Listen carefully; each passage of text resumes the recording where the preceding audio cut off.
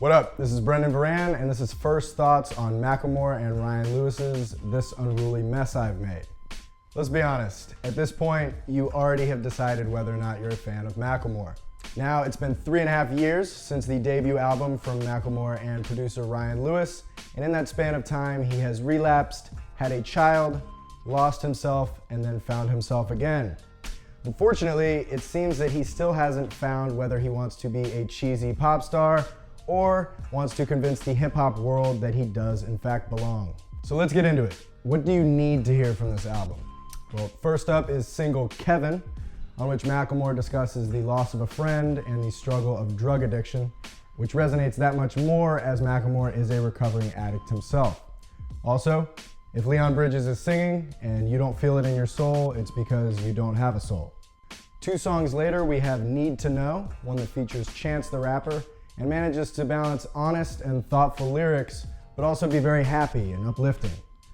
Honestly though, the highlight is Chance's verse, and it kind of just makes you want to listen to more Chance the Rapper. Lastly, we have BOLO Tie, a collaboration which no one expected between Macklemore and YG. And even though it sounds like the most awkward studio session of all time, Ryan Lewis's excellent production manages to bridge the two worlds. And even though BOLO Ties are still super lame, this ends up being the hardest record on the album by far. This album is frustrating. It almost seems to exist in 2 separate worlds entirely. At one moment, you're connecting emotionally with the lyrics.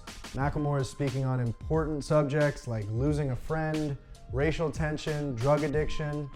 Suddenly, you're transported to a Broadway show tune about mopeds, or you're listening to some bizarre song where he says he's Brad Pitt's cousin and it doesn't really make any sense. I mean, at one point he puts his cat on the track, and you're not sure whether you should be laughing or just cringing.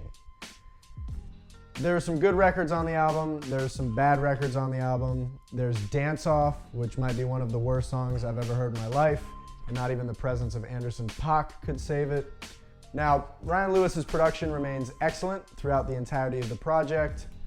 And for those of you who love Macklemore and are proud to say that you love Macklemore, you're probably going to eat this up. For those of you who do not like Macklemore, you're probably going to be driven insane by the more pop-friendly tracks on the album. If you're like me, you think that Macklemore is corny, but you do respect his willingness to approach complex subjects and speak very honestly and thoughtfully, you're going to wonder why he doesn't just drop the cheesy pop stuff and focus on what's important. His heart's in the right place. There are some great messages on the album, but unfortunately they just seem to become lost in the shuffle with everything else going on. I'm Brendan Varan. Thanks for watching DJBooth TV. Go ahead and subscribe to our YouTube channel and leave a comment telling us what you thought about the album. In the meantime, keep it locked to the booth.